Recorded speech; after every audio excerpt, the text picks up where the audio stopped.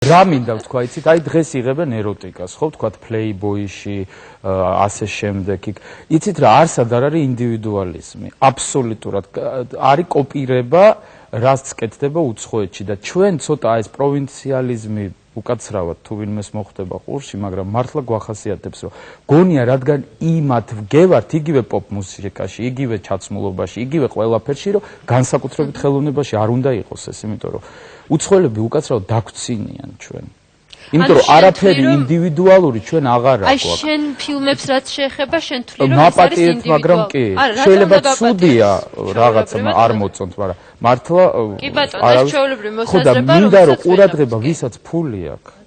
ჩემი ყველა მსახიობი მოდის უფასოდ. აბსოლუტურად ყველა და ადვილია თუ არა მათ დათანხმება ეს.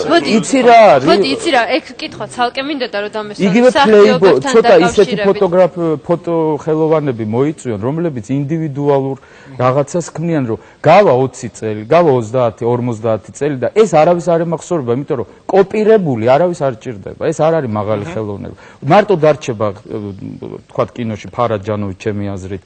და რამოდენიმე რეჟისორი და ვინც კოპირებას დღეს რო იღებენ ფილმებს და ტელესერიალებს ეს რა არის? ნუ ფულის ყველა ხარჯვა. აი ეს მე არ ვიცი ხა ჩემ თავზე ვერაფერს ვერ ვიტყვი.